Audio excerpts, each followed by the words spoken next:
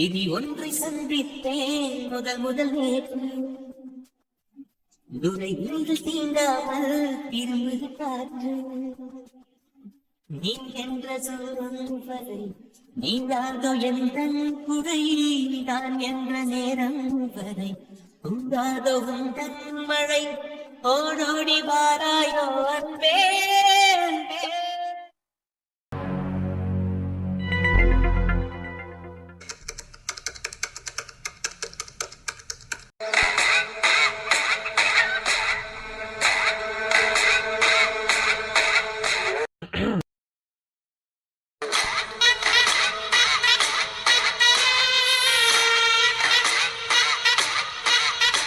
என்னம்மா நான் வந்து நிக்கிறது கூட தெரியாம அந்த அளவுக்கு சின்சியரா வேலை பார்த்துட்டு இருக்கியா என்ன? ஹாஸ்பிட்டலோட சீஃப் டாக்டர் ஹாஸ்பிட்டலில் இருக்கிற வேலையை தான் பார்க்க சொன்னாங்க. அதை விட்டுட்டு தேவையில்லாத வேலையெல்லாம் பார்க்க சொல்லலை. ஸோ ஹாஸ்பிட்டலில் எனக்கு என்ன வேலை கொடுத்துருக்காங்களோ அந்த வேலையை தான் நான் பார்த்துட்டு இருக்கேன். தேவையில்லாத வேலையை பார்க்க சொல்லலையா? ஒன்றும் புரியலையே நீ சொல்றது. அது ஒன்றும் இல்லை சார். ஹாஸ்பிட்டலில் நீங்கள் மைண்ட் ப்ரெஷரோட ஒர்க் பண்ணக்கூடாது. அதாவது நான் சிஸ்டமில் ஒர்க் பண்ணுறதுனால தேவையில்லாத மைண்ட் ப்ரெஷரை நீங்கள் ஒர்க் பண்ணாதீங்க. ஒருவேளை உங்களுக்கு மைண்ட் ப்ரெஷர் ஆகிற மாதிரி ஏதாவது ஒர்க் இருந்தால் என்கிட்ட இன்ஃபார்ம் பண்ணுங்கள் அப்படின்னு சத்யன் டாக்டர் சொன்னார். நம்ம ஏன் தேவையில்லாமல் இன்ஃபார்ம் பண்ணி அவரோட வேலையும் நமக்கு எடுக்கணும்? அந்த மாதிரி மைண்ட் ப்ரெஷர் வர்ற மாதிரி வர வேலையை நம்ம இக்னோர் பண்ணிட்டாலே நம்ம மைண்ட் ப்ரெஷர் இல்லாமல் ஒர்க் பண்ணலாம்ல. இல்லையே, நீ என்ன பேசுற? இல்லை, எனக்கு ஒன்றுமே புரியல. என்ன சார் நீங்கள் எப்படியோ என்னென்னமோ பிளான் பண்ணுறீங்க. இதில் நான் பேசுகிற வார்த்தையா சார் உங்களுக்கு புரியல? பாரு, காலை உடச்சு விட்டதோட கம்முன்னு இருக்கேன்னு நினைச்சிட்டு இருக்காது என்ன? காலை உடச்சு விட்டு தெரிஞ்ச எனக்கு உன் உயிர் எடுக்கிறதுக்கு எனக்கு ரொம்ப நேரம் ஆகாது.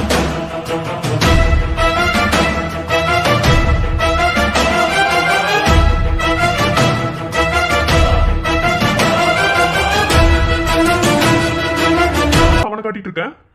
ஏன் காட்டுறேன்னு உங்களுக்கு புரியலையா? சம்பந்தமே இல்லாத ஒருத்தர் சம்பந்தமே இல்லாம என்ன பழி வாங்கிட்டு இருக்காரு. ஸோ யாருக்காக என்னை இந்த சீட்டில் உட்கார வச்சிருக்கியோ அவன் தானே நான் இப்படி ஏன் உட்காந்துருக்கேன்னு கண்டுபிடிக்கணும். நீ எதுக்கு அவங்ககிட்ட இருந்து என்னை பிரிக்கிற? நான் ஏன் இப்படி ஒரு நிலைமையில இருக்கேன்னு அவன் தானே கண்டுபிடிக்கணும். அது என்ன, நான் எங்கே போனாலும் என் பின்தொடர்ந்து வந்துக்கிட்டே இருக்கேன். ஏய், நான் இதுக்கு உன்னை ஃபாலோ பண்ணணும்? உன்கிட்ட சொல்ற விஷயம் அதிகமா ஆசைப்படாத. அதைத்தான் உன்கிட்ட சொல்றேன். அதிகமாக ஆசைப்படுறேனா? இங்கே பாரு, நான் ஆசைப்படணும் ஆசைப்படக்கூடாது அப்படிங்கிறத முடிவெடுக்க வேண்டியது என்னோட இது என்ன? அதையே நீ சொல்ற. என் லைஃப்ல டிசிஷன் எடுக்கிறதுக்கு நீ ஃபர்ஸ்ட் யாரு? நீ ஒரு தேர்ட் பர்சன். ஓகே? ஏய், முதல்ல நீ வா போன் பேசுறத நிறுத்து. அப்படிலாம் நிறுத்த முடியாது. உனக்குலாம் என்ன மரியாதை ஃபர்ஸ்ட்? இங்க பாரு, மரியாதை இல்லாம பேசுற அளவுக்கு நீ வச்ச ஆள் ஒண்ணு நான் கிடையாது. எனக்குன்னு ஒரு சுயமரியாதை இருக்கு. இங்கே பாரு, நீ என்னை ஊனமாக உட்கார வச்சிருக்கிறதுக்கெலாம் நான் ஒரு நாளும் வருத்தப்படலை. ஏன்னா எப்படியும் இந்த காலுக்கு உயிர் கொடுக்க ஒருத்தன் வருவான்னு எனக்கு நல்லாவே தெரியும். அதுவும் இவ்வளோ ஸ்ட்ராங்காக வந்து நிற்பான்னு நான் நினச்சி கூட பார்க்கல. நீ என்ன சொல்ற? என்ன சொல்கிறேன்னா காலை உடச்சி போட்டுட்டோம், அவ்வளோதான், இனி மொத்தமாக முடிஞ்சுது, இனி யார் என்ன செய்ய போறா அப்படின்னு நினச்சிட்டு இருந்தியோ? ஆனால் நீ உடச்சி போட்டு போன இடத்துல புதுசாக ஒரு வேதம் முளைச்சி நிற்கிது. ஏங்க சாப்பிட்டீங்களா? எங்க சாப்பிட்டீங்களாவா? என்னங்க உங்களை தானே கேட்குறேன், சாப்பிட்டீங்களா? சாப்பிட்டேன். இல்ல சாப்பிடலன்னு சொல்லுங்க, நான் சாப்பாடு எடுத்துட்டு வந்திருக்கேன். நான் வேணா ஊட்டி விட்டுட்டுமா? ஏய் யோ இரியா, அந்த பிள்ளைய என்ன பேசிட்டு இருக்குன்னு தெரியல, நீ வேற நடுவுல கொஞ்ச நேரம் இரியா. இல்லங்க, பார்க்க ரொம்ப மெலிஞ்சு போன மாதிரி இருக்கீங்களா, அதனாலதான் கேட்டேன். பார்க்க மெலிஞ்சா போயிருக்கேன், பார்த்தா அப்படி ஒன்றும் தெரியலையே. நீங்க மெலிஞ்சு போனீங்கன்னா என் மனசு தாங்குமா? ஒரு மாதிரி ரொம்ப நொந்து போயிடாது, உடஞ்சிடாது என் மனசு. ஏமா இங்க பாரு, அவ்வளவுதான். ஓ, இவர் வேற ஒருத்தர் நம்மள ரொம்ப டிஸ்டர்ப் பண்றாருலங்க. ஏங்க நான் உங்ககிட்ட ஒண்ணு கேட்கட்டுமா? கேளு. இல்லங்க, இப்போ நான் உங்ககிட்ட பேசிட்டு இருக்கேன்ல, நான் பேசுறது உங்களுக்கு பிடிச்சிருக்கா? ஐயோ, காதுல அப்படியே தேன் வந்து பாயுது. நான் இப்படியே பேசட்டுமா? இப்படி பேசுறேன்னு நான் ஆசைப்படுறேன். நீங்க சொல்லிட்டீங்களே, இனிமே நான் இப்படியே பேசுறேன். ஆனா இப்படியே பேசிட்டே இருக்கும்போது திடீர்னு நடுவுல வந்து யாராவது நம்மள டிஸ்டர்ப் பண்றாங்கன்னு வச்சுக்கோங்க. நம்மளே வந்து டிஸ்டர்ப் பண்ணுவா? இல்லங்க, நான் ஒரு பேச்சுக்கு சொல்றேன். இல்லங்க, இப்ப நம்ம ரெண்டு பேர் பேசிட்டு இருக்கோம். சரி, இந்த இவர் நிக்கிறாரு, இவரே ஒரு எக்ஸாம்பிளுக்கு எடுத்துப்போம். இப்ப நம்ம ரெண்டு பேர் கொஞ்சம் இன்ட்ரெஸ்டா பேசிட்டு இருக்கும்போது இவர் நடுவுல வந்து என்ன கூப்பிட்டு எனக்கு ஒரு ஹெல்ப் வேணும் கேட்டுட்டே இருக்காரு. சரி, அவர் என்கிட்ட ஹெல்ப் கேட்கும்போது நான் உங்ககிட்ட பேசுறதை விட்டுட்டு அவருக்கு போய் ஹெல்ப் பண்ணணுமா, இல்ல அவருக்கு ஹெல்ப் பண்றதை விட்டுட்டு நான் உங்ககிட்ட வந்து பேசணுமா? இதுல என்னடி கேள்வி இருக்கு? நான் தான் உனக்கு இம்பார்ட்டன்ட், நீ என்கிட்ட தான் பேசணும். இல்லங்க, அதையும் மீறி அவரு நீ எனக்கு ஹெல்ப் பண்ணிட்டு போ, நான் கேட்டதா எனக்கு எடுத்து கொடுத்து அதுக்கப்புறம் போய் அவங்ககிட்ட பேசு அப்படின்னு சொல்லி சொன்னா நீங்க என்னங்க பண்ணுவீங்க? சிம்பிள், தூக்கி போட்டு மிதிப்பேன். சார், இப்போ அவர் என்கிட்ட பேசிட்டு இருக்காரு. இப்போ அவர்கிட்ட பேசுறதை விட்டுட்டு உங்களுக்கு நான் ஹெல்ப் பண்ணனா அவர் தூக்கி போட்டு மிதிப்பேன்னு வேற சொல்லிட்டாரு. ஸோ இதுக்கு மேலே உங்களுக்கு ஏதாவது உதவி வேணும்னா என்கிட்ட கேட்காதீங்க. இல்லை இதுக்கு மேலே வந்து நீங்கள் ஏதாவது பண்ணணும்னா நீங்கள் போய் கம்ப்ளைண்ட் பண்ணிக்கோங்க சார். எனக்கு இதை பற்றி கவலை இல்லை. ஏய், நான் யாருன்னு உனக்கு தெரியுமா? நான் யாருன்னு உனக்கு தெரியுமா? யோ, நீ யாரு? நீதாயா சொல்லணும். அப்பப்போ வந்து அவகிட்ட வம்பிழுதுகிட்டே இருக்க. என்னையா நீ ஃபர்ஸ்ட் யாரியா? லாஸ்ட் டைம் நீ அவகிட்ட இந்த மாதிரி ஓவரா பேசும்போதே உன் சட்டையை நான் பிடிச்சேன். இன்னொரு வாட்டி நீ அவகிட்ட ஏதாவது வம்பிழுக்கிற மாதிரி பேசுனேன்னு வையன், உன் கழுத்து நெருக்கி கூட நான் தயங்க மாட்டேன். ஏங்க சொல்லுங்க. நீங்க எங்க போனீங்க போல? நீங்க போங்க, நான் வரேன். வருவீங்களா? கண்டிப்பா வரேன், நீங்க போங்க. சே, நல்ல மூட்ல இருக்கப்ப சொல்றப்பே போயிடணும். அங்க பாருங்க, வருவாங்களா அவங்க? டிஸ்டர்ப் பண்ணாதீங்க, நல்ல மூட்ல இருக்காங்க போல. ஆனா இப்ப நீங்க ஏதாவது டிஸ்டர்ப் பண்ணி அவங்க கிட்ட பேசி அவங்க என்கிட்ட வந்து மாத்தி ஏதாவது என்கிட்ட வந்து கோவமா பேசினாங்கன்னு வச்சுக்கோங்களேன், அதுக்கு காரணம் யாருன்னு நான் தேடிட்டுலாம் இருக்க மாட்டேன். நீங்க தான் காரணம் எனக்கு 100% தெரியும். அதனால நான் தேடி வந்து அடிப்பேன் என்ன. அதனால அவங்கள அதே முறை அனுப்பி வைங்க. டேய், நீ என்ன பேசிட்டு இருக்க? நல்லா பேசுறல்ல, எனக்கு கூட வெக்க வருதுல்ல. ஆமா, வெக்க வருது. என்ன சார் இப்போ உங்களுக்கு தெளிவா புரிஞ்சிருக்கும். அதாவது அவன்கிட்ட நான் பேசிட்டு இருக்கும்போது நடுவில் யாராவது இந்த டிஸ்டர்ப் பண்ணாலே அவங்கள தூக்கி போட்டு மிதிப்பேன்னு சொல்றான். அப்படி இருக்கும்போது என்னை இந்த மாதிரி வீல் சேர்ல உட்கார வச்சது யாருன்னு தெரிஞ்சா என்ன பண்ணுவான் நீ கொஞ்சம் யோசிச்சு பாரு. அதோட விளைவை உன்னால யோசிக்க கூட முடியாது. அவன் எவ்வளோ கோவக்காரன்னு தெரியும்னு நினைக்கிறேன். அதை நீ நினைச்சு பார்க்கும் போதே உன் உயிர் உன் கையில் இருக்காது. அவன் அந்த அளவுக்கு ஒரு பனிஷ்மெண்ட்டை கொடுப்பான்.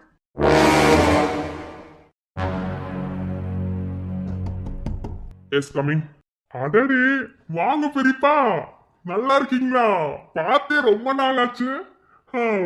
கடைசியா 2 பேரும் ரோட்ல ஆட்டம் போட்டது, அதுக்கப்புறம் எங்கேயுமே ஆட்டம் போடவே இல்லையே பெரியப்பா. வாங்க வாங்க, ஹாஸ்பிட்டலுக்குலாம் வந்திருக்கீங்க, அதுவும் பையனை பாக்குறதுக்கு. வாங்க பெரியப்பா, உட்காருங்க. அச்சோ, சேர் இல்லையே. சரி நில்லுங்க பெரியப்பா. டேய், ரொம்ப ஓவரா பண்ணது என்ன?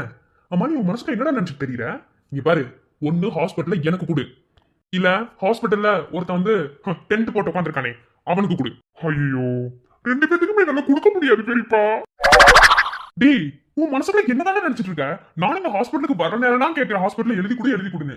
ரொம்ப ஓவரா பண்ணிட்டு இருக்க. என்னடா பண்ண போறப்ப நீ?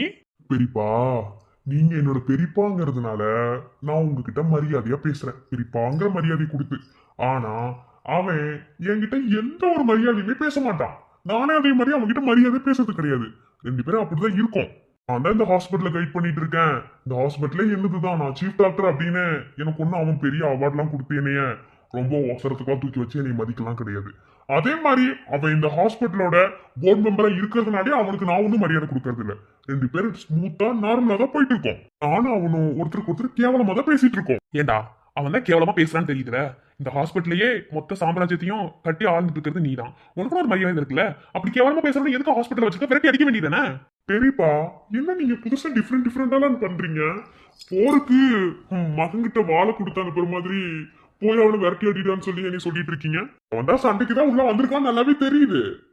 சண்டை போடும்போது போடுவோம், அது வரைக்கும் அவன் ரெஸ்ட் எடுக்கட்டும். இல்லடா, இதுக்கு ஒரு முடிவு கட்டணும்டா. முடிவுக்கு வாணி. என்ன பெரியப்பா நீங்க வந்ததுல இருந்து அவங்ககிட்ட சண்டை போடுன்னு சொல்லிக்கிட்டே இருக்கீங்க, தேஞ்சு போன ரெக்கார்ட் மாதிரி. இப்போ உங்களுக்கு என்னதான் பெரியப்பா வேணும்? இங்க பாரு, ஒன்னும் ஹாஸ்பிட்டல்ல எனக்கு தான் இல்லைன்னா அவனுக்கு தான். பெரியப்பா, எனக்கு ஒரு விஷயம் புரியல. உங்களுக்கு ஹாஸ்பிட்டல்ல கொடுன்னு சொல்லி நீங்க கேட்டீங்கன்னா அதுல ஒரு லாஜிக் இருக்கு. ஏன்னா ஆரம்பத்துல இருந்தே ஹாஸ்பிட்டலுக்காக தான் நீங்க ரொம்ப பெரிய விடாமுயற்சி சண்டை போட்டுட்டு இருக்கீங்க. அவன் யாரு பெரியப்பா? 3வது மனுஷன் பெரியப்பா. ஆக்சுவலா அவனோட நோக்கமா ஹாஸ்பிட்டல் தான். அவனுங்க கொடுக்கறது என்ன பெரியப்பா லாஜிக் இருக்கு? ஒண்ணுமே புரியல பெரியப்பா. இது பாரு, அந்த லாஜிக்லாம் எனக்கு தெரியாது. ஒன்னு ஹாஸ்பிட்டல் எனக்கு தான் இல்லைன்னா அவனுக்கு கொடு. என்னாச்சு இவருக்கு? வந்ததுல இருந்து ஒரே குழப்பமாவே பேசிட்டு இருக்காரு. மிஸ்டர் சத்யன், ஆல்ரெடி வாங்க வாங்க, ஹாஸ்பிட்டலோட போர்ட் மெம்பர். ஒன்னும் இல்ல Sathyan, if you don't mind, நீங்க பிஸியா இருக்கீங்களா? என்ன மரியாதையெல்லாம் பேசுறான் இவனுக்கு? இப்படிலாம் பேச தெரியுமா என்ன? இங்க பாருங்க சத்யன், ஆக்சுவலா இங்க உள்ள நடந்துட்டு இருந்தது நான் வெளியே இருந்து கேட்கதான் செஞ்சேன். சரி, நம்ம பங்குக்கு நம்ம சில விஷயங்களை சொல்லிட்டு போகணும்ல, அதுக்காக வந்தேன்.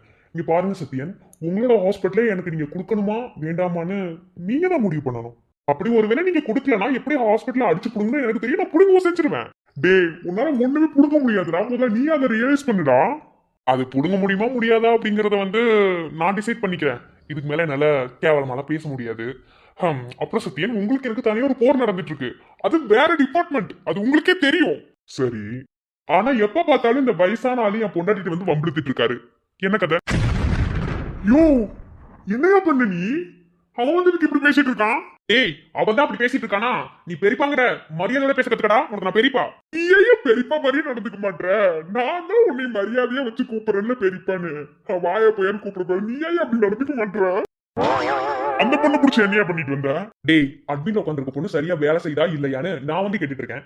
அப்படி நான் கேட்கும்போது இவன் யார வந்து குறுக்க வந்து பேசுறான்? இங்க பாருங்க சத்யன் சீஃப் டாக்டர், ஹாஸ்பிட்டல்ல ஸ்டாஃப்ல இருந்து ஏன் அசிஸ்டன்ட் சீஃப் டாக்டர் எப்படி ஒர்க் பண்றாங்கன்ற வரைக்கும் எல்லாத்தையும் நோட் பண்றதுக்கான அத்தனை ரைட்ஸும் உங்களுக்கு இருக்கு. ஏன்னா நீங்க இந்த ஹாஸ்பிட்டலோட சீஃப் டாக்டர், அதுக்கும் மேல உங்க அப்பா இருக்காரு. அப்படி இருக்கும்போது இந்த ஆளு அப்பப்ப வந்து என் பொண்டாட்டிக்கிட்ட வம்பிழுத்துக்கிட்டு இருக்காரு. முதல்ல இந்த பஞ்சாயத்து என்னன்னு பேசுங்க சீஃப் டாக்டர். உதவி யார்? ஓ சரி சரி, யாருன்னு கேட்க கூடாது. நீங்க தான் மூச்சுக்கு முன்னோட தடவை பெரியப்பா பெரியப்பான்னு கூப்பிடுறீங்களே, இவர் உங்க பெரியப்பாவா? ஆமா, எங்க வீட்டுல தப்பி தவறி எங்க அப்பா கூட பிறந்த ஒரே அண்ணன் இவர் தான். இவர் தான் எங்க பெரியப்பா. அப்படி உன் பெரியப்பாவா இருந்தா அவருக்கு பிள்ளையா இருக்கிற உன்கிட்ட சண்டை போட சொல்லு. இல்ல இந்த ஹாஸ்பிட்டல் வேணும்னா உங்க அப்பா கிட்ட சண்டை போட சொல்லு. இல்ல உன் குடும்பத்தோட நிம்மதியா தான் கெடுக்கணும்னா உன் பொண்டாட்டி கிட்ட சண்டை போட சொல்லு. அதையெல்லாம் விட்டுட்டு தேர்ட் பர்சன், புரியுதா? அதாவது இந்த ஹாஸ்பிட்டல்ல சம்பந்தமே இல்லாம வந்திருக்க மூணாவது மனுஷன். ஓ உனக்கு தெரிஞ்சிருச்சாடா நீ தேவையே இல்லாம சம்பந்தமே இல்லாம என்கிட்ட சண்டை போடுறேன்னு? இங்க பாரு, நான் பேசும்போது எனக்கு கன்ஃபியூஸ் பண்ண ட்ரை பண்ணாது. என்ன இந்த ஹாஸ்பிட்டல் நான் தேர்ட் பர்சனா இருந்தாலும் இந்த ஹாஸ்பிட்டல் எனக்கு தான் வேணும். எனக்கு இந்த லாஜிக் தாண்டா ஒண்ணுமே புரிய மாட்டேங்குது. நீ ஏன் ஹாஸ்பிட்டலோட தேர்ட் பர்சன் சொல்லிக்கிற, ஆனா இந்த ஹாஸ்பிட்டல் எனக்கு வேணும்னு சொல்ற, ஒண்ணுக்குன்னு சொல்ற. என்னடா இந்த லாஜிக்கு? அதெல்லாம் எனக்கு தெரியாது, ஆனா இந்த ஹாஸ்பிட்டல் எனக்கு வேணும். ஏய் நிறுத்து, அவ்வளவுதான் உனக்கு மரியாதை. கோவம் வந்துச்சா சீஃப் டாக்டர்? பாரு, இந்த ஹாஸ்பிட்டல் எனக்கு தான் சொந்தமாக போகுது. ஏன்னா ஒரு இந்த ஹாஸ்பிட்டல் எனக்கு சொந்தமாக்கிட்டா என் பொண்டாட்டி ஏன்னா அட்மின் எல்லாம் உட்கார வச்சுட்டு போறது கிடையாது. கூட்டு வந்து உன் பொண்டாட்டிக்கு ஒரு ரூம் கொடுத்துருக்கல, அந்த ரூமுக்கு பக்கத்து ரூம்ல என் பொண்டாட்டியை உட்கார வைப்பேன். அதனால இந்த ஆளு மரியாதையோட நடந்துக்க சொல்லு, ஓகே? தேவையில்லாம இன்னொரு தடவை என் பொண்டாட்டிட்டு வம்பிழுத்தாருன்னா அந்த இடத்துல போட்டு தள்ளிட்டு போயிட்டே இருப்பேன். எப்பா இப்ப சொன்ன பத்தியோ ஒரு வார்த்தை, அதை செய்ப்பா. இந்த ஆளை போட்டா நீ ஜெயிலுக்கு போயிருவான், இந்த ஆளு மேல போயிருவான். எனக்கு கொஞ்சம் நிம்மதியா இருக்கும்டா. டே நல்லா புரிஞ்சு போச்சுடா, இந்த ஆளை வச்சு எனக்கு கொலகாரனாக்க ட்ரை பண்ற நீ. நான் சைக்கோ தான்டா, இல்லன்னு சொல்லல. ஆனா கொலகு பண்ற அளவுக்கு நான் சைக்கோ கிடையாது. உயிரோட மதிப்பு தெரியாதவன் இல்லடா நானு. அடே நிறுத்துங்கடா, என்னோட பேசிட்டு இருக்கீங்க ரெண்டு பேரும் நடுவு நிக்க வச்சு நந்தி மாதிரி. டே நான் வில்லன்டா. டே இங்க பாடுற உதயா, உனக்கு எனக்கு பிரச்சனை வேற, ஆனா நம்ம ஸ்டோரியோட மெயின் வில்லன் முதல் வில்லன் இவர் தான்டா. அப்படி இருக்கும்போது இவரை நம்ம காமெடி பீஸா ஆக்கிட்டோம்னா அப்புறம் கதை முடிச்சு இவர் காமெடி பீஸா மட்டும்தான் இருப்பாரு. யாருக்குமே வில்லங்கிற ஃபீலே வராதா. அதனால நீ பயப்பட, நானும் பயப்படுறேன்டா. சரி ஓகே, பயப்படுவோம், ஒன்னும் பிரச்சனை இல்ல. ஆனா ஒண்ணு, இனிமே என் பொண்டாட்டிட்டு வந்து நானும் பேசக்கூடாது. ஐயோ பெரியப்பா நீ என்ன வேணாலும் பண்ணு, உனக்கு வம்பளுக்கணும்னு என் பொண்டாட்டிட்டு கூட வம்புலியா, நான் கூட பேசாம இருந்துருவேன். ஆனா அவன் ஒரு பைத்தியக்காரன், அவன் பொண்டாட்டிட்ட வம்பளுத்தனா நீ தனியா சிக்கும் போது தலையை சீவினாலும் சீவிடுவான். அப்புறம் என்னால போஸ்ட்மார்ட்டம் வரைக்கும் வெயிட் பண்ணி உன் தலையை தச்சுலாம் கூட்டி போய் என்னால அடக்கம் பண்ண முடியாதியா, சொன்னா புரிஞ்சுக்கோ. கம்முனும் வேலை பாரு என்ன போ. சரி சரி, காமெடிலாம் அப்புறமா பேசிக்கலாம். நான் ஹாஸ்பிட்டலுக்கான அத்தனை டாக்குமெண்ட்டும் லீகலா ரெடி பண்ணிட்டேன். எல்லாத்தையும் ஒரு தடவை செக் பண்ணிக்கோ. ஹாஸ்பிட்டலோட எல்லா ப்ரூஃப்மே என் பேர்ல இருக்க மாதிரி நான் பண்ணிட்டேன். நீ போய் எந்த ஃபாரன்சிக் டிபார்ட்மெண்ட்ல விசாரிச்சாலும் சரி, இல்ல நீ எங்க போய் விசாரிச்சாலும் சரி, உங்க ஃபேமிலியில நான் ஒருத்தங்கிறது கரெக்டா அந்த டாக்குமெண்ட்ல அச்சடிச்ச மாதிரி இருக்கும். டேய் இங்க பாரு, அவ்வளவுதான் உனக்கு என்ன. எனக்கு ஒரு விஷயம் புரியவே மாட்டேங்குது. நீ என்னடா தேவையில்லாம வந்து பேசிட்டு இருக்க? நீ எப்படி என் குடும்பத்துல வந்து ஒருத்தனா இருக்க முடியும்?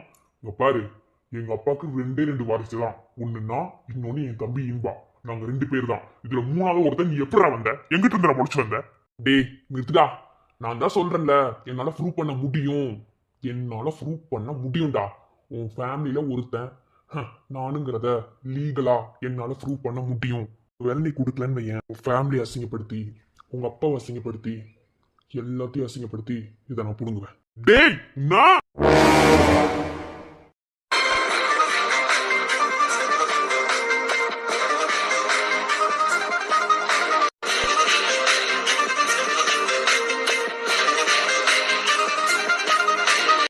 பாரு, இவ்வளவு நாளா நீ என்னை என்ன பேசினாலும் நான் பொறுத்து போனேன். நீ எவ்வளவு கேவலமா பேசினாலும் அதுக்கு நான் அடங்கி போனேன்.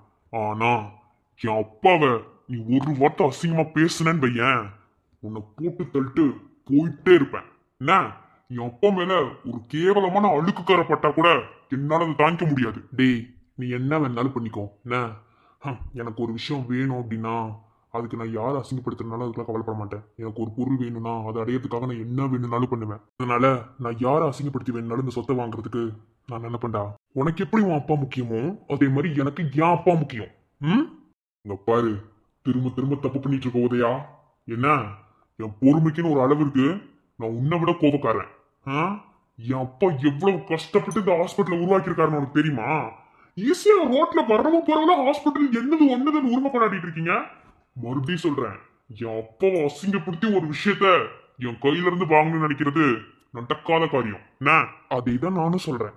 என்ன நீ எவ்வளவு இதா பேசினாலும் சரி, நீ எப்படி குட்டிக்காரனோ அடிச்சாலும் சரி, ஐ டோன்ட் கேர். உனக்கு எப்படி உன் அப்பா முக்கியமோ அதே மாதிரி எனக்கு என் அப்பாவோட சந்தோஷம் முக்கியம். So I need in this hospital. பரட்டுமா? என்ன பேசிட்டு இருக்காம? சத்யன், இதுக்கு மேல இவனை சும்மா விடவே கூடாது சத்யன். இவனை இப்படியே விட்டா நம்ம அப்பாவோட கேரக்டரை கேவலப்படுத்திட்டு இந்த ஹாஸ்பிட்டல்ல அவன் வாங்கிட்டு போறதுக்கு என்ன வேணாலும் பண்ணுவான் போல. இவன் அப்பனை பத்தி பெரிய இப்பனாட்ட பேசிட்டு இருக்கான். இவனே ஒரு அயோக்கியனா இருக்கான். இவனை பெத்தவன் எப்படி இருப்பான்? அப்போ இவனோட அப்பன் யாரா இருக்கும்? அந்தாலும் யாரு ஏன் ஹாஸ்பிட்டல் வாங்குறதுக்கு? ஐயோ, ஹாஸ்பிட்டல் என்னதான் இருக்குன்னே தெரியல. என்னாச்சு? இல்ல, எனக்கு ஒரு விஷயம் புரியல. அப்போது நீ பேசுனது நடிப்பு தான் எனக்கு நல்லாவே தெரியும். அந்த அளவுக்கு நானும் முட்டாள் கிடையாது. பட் அந்த ஆளு முன்னாடி ஏன் என்ன வெறுப்பேத்தின? இல்ல, அது வந்து இல்ல, இதுக்கு முன்னாடி அந்த ஆள் இருக்கும்போது பேசுனது பாரதி கிடையாது. நீ எப்போ எப்படி பேசுவ, எந்த இடத்துக்கிட்ட எப்படி ரியாக்ட் பண்ணுவேன்னு உன்னை பத்தி A to Z எனக்கு தெரியும். எனக்கு தெரியுங்கிறது உனக்கு தெரியும். அப்படி இருக்கும்போது இந்த வலிஞ்சு பேசுற கேரக்டர்லாம் உன்னோடது இல்ல. புரியுதா? அதே மாதிரி உனக்கு தெரியும், இந்த வலிஞ்சு பேசுற கேரக்டர்லாம் மடங்கி போற கேரக்டர் என்னோடது இல்ல. அது உனக்கும் தெரியும். அப்படி இருக்க பட்சத்துல நீ ஏன் அப்படி பேசுன? எனக்கு இப்ப அதுக்கு ஆன்சர் தெரியணும். தெரியுதுல, என் கேரக்டர் அது இல்லைன்னு தெரியுதுல, அதே மாதிரி உன் கேரக்டர் அது இல்லைன்னு உனக்கு புரியுதுல. அப்படி இருக்கும்போது நல்லா நடந்துட்டு இருந்தேன், என்ன ஏன் இப்படி வீல் சேர்ல உட்கார வச்சிங்க? உட்கார வச்சிங்களா? ஏய், எனக்கு புரியவே இல்லடி. ஆமாங்க, உட்கார வச்சிட்டீங்க. நீ சொல்றத பார்த்தா அப்போ நீ வீல் சேர்ல உட்காந்துருக்கிறதுக்கு நான் சம்மந்தப்பட்ட ஆளா? பாரு, அதெல்லாம் எனக்கு தெரியாது. ஏய், தெரியாதுன்னா அப்புறம் எப்படி தாண்டி ஆன்சர் கண்டுபிடிக்கிறது? பாரு, உன்னால ஆன்சரை கண்டுபிடிக்க முடிஞ்சா என்னை எடுத்துக்கோ, இல்லை உன்னால கண்டுபிடிக்க முடியலனா உன் லைஃப்பை நீ பாரு. இது வரைக்கும் நான் எப்படி இருந்தேனோ அப்படியே நான் வாழ்ந்துட்டுருவேன். என்ன கொட்டபிளே? யோ, முடியலடி, என்னால முடியல. ஏன் தான் இப்படி என்ன டென்ஷன்ல வச்சிருக்கேன்னு நினைக்கிறேன். தெரியல எனக்கு. என்ன கண்டுபிடிக்கிறேன்டி, கண்டுபிடிச்சிட்டு வந்து ஒப்பரை பாத்துக்கிறேன்.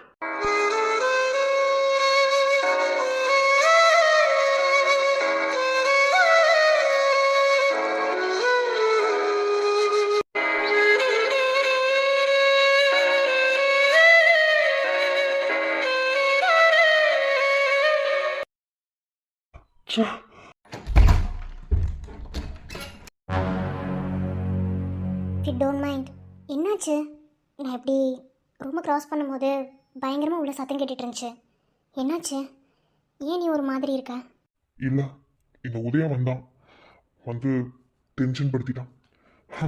இவன் எதுக்கும் சரிப்பட்டு வரமாட்டான் போல.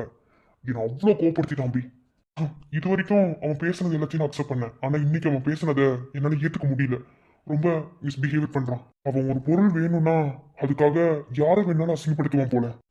இல்லை சத்யன், அவனை பார்க்கும்போது அப்படி ஒன்றும் தெரியலையே. இல்ல அபி, அவனை பார்க்கறதுக்கு அப்படி தெரியலனாலும் அவனோட ஒரிஜினல் கேரக்டர் பக்கா சைக்கோ கேரக்டர். ஸோ நான் புரிஞ்சுக்கிட்ட வரைக்கும் அவனுக்கு ஒரு திங்ஸ் வேணும், அது மேலே அவன் ஆசைப்பட்டுட்டானா அதுக்காக அவன் எந்த எக்ஸ்ட்ரீம் வேணாலும் போவானே. ஐ டு அண்டர்ஸ்டாண்ட். நடுவில் அவன் காமெடி பண்ணுறது, கலாட்டாவை பேசுறது, ஒரு இடத்துல பிரச்சனை சீரியஸாக போயிட்டு இருக்கும்போது உள்ளே பூந்து கலாய்க்கிறது, இதெல்லாம் நம்ம மைண்ட் டைவர்ட் பண்ணுறதுக்கு. எதுக்கு நின்று அடிக்கிறோம், ஒன்று நேரம் மோதுவான், இல்லைன்னா மறைமுகமாக மோதுவான். ஆனால் இவன் வித்தியாசமாக தான் ஒன்று பண்ணுறான். நம்மளை ரிலாக்ஸ் ஆக்கி ரிலாக்ஸ் ஆன கேப்ல நம்மளை அடிக்க பார்க்குறான். அதுக்கு நம்ம ஒத்துழைப்பே கொடுக்கக்கூடாது. ஒருவேளை அப்படி நம்ம ஒத்துழைப்பு கொடுத்துட்டோம், கொஞ்சம் கேர்லெஸ்ஸாக இருந்தாலும் அவன் நம்மளை கேவலப்படுத்திட்டு போயிடுவான். அவன் எவ்வளவு கேவலப்படுத்தினாலும் அந்த கேவலத்தை என்னால தாங்க முடியுங்கிறத தாண்டி என் அப்பானால உயிரோடவே இருக்க முடியாது. ஏய், என்ன சொல்ற சத்யன்? இல்ல அபி, அவன் எனக்கு மிஸ்பிஹேவியரா பேசலான்னு சொன்னான்ல, அப்போ அவன் அப்பா அப்பாவோட பேரை அசிங்கப்படுத்தி இந்த சொத்தை அவன் அடையணும்னு நினைக்கிறான். உனக்கு புரியும்னு நினைக்கிறேன். சத்யன், அப்போ மாமா இதை தெரிஞ்சுதான் மூவ் பண்றாரா? இல்ல அபி, இந்த விஷயம் இன்னைக்குதான் எனக்கே தெரிஞ்சிருக்கு. அதுவும் இவன் என்கிட்ட பேச போய். ஆனா அப்பா கிட்ட அவன் வந்து ஒரு டாக்குமெண்ட் கொடுத்தான். அதுலயே அவன் எல்லாத்தையும் பர்ஃபெக்டா லீகலா பேசி தான் கொடுத்துருக்கான். அப்பா இது வரைக்கும் இவன் இப்படி பண்றாப்பா நான் சொல்லும் போது இந்த மாதிரி நீ பண்ணு சத்தியன் மட்டும் தான் சொன்னாரே தவிர அந்த டாக்குமெண்ட்ல என்ன இருக்குன்னு என்கிட்ட சொல்லவும் இல்லை. அதை நான் எடுத்தும் பார்க்கல, அவர் பார்க்கவும் அனுமதிக்கவும் இல்லை. இல்லை சத்யன், நீ சொல்றது எனக்கு புரியுது. ஒரு பொருளை நம்ம தானமாக ஒருத்தருக்கு கொடுக்குறோம் அப்படிங்கிறது வேற, அதே அசிங்கப்பட்டு கொடுக்கறதுங்கிறது வேறு சத்யன். ரெண்டுத்துக்கும் டிஃப்ரென்சியேஷன் இருக்குது. இந்த ஹாஸ்பிட்டல் எவ்வளோ வருஷமாக ரன் ஆகிட்டு இருக்குன்னு உனக்கும் தெரியும், எனக்கும் தெரியும். அவ்வளோ அசிங்கப்பட்டெல்லாம் அந்த ஹாஸ்பிட்டலில் ஒருத்தருக்கு நம்ம கொடுக்கக்கூடாது.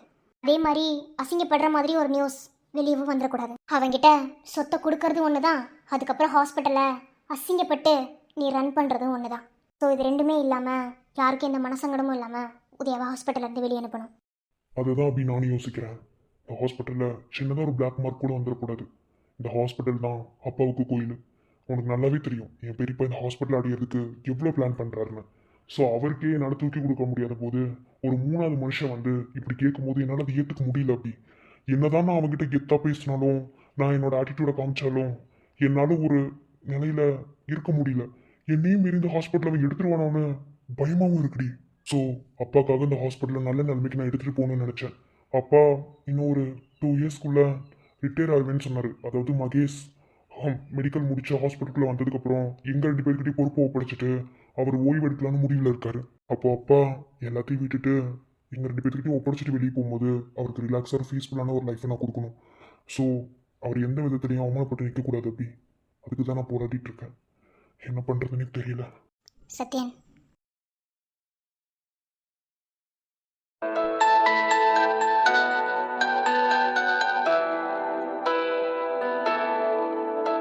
ப்ளீஸ் சோர்ந்து போகாத.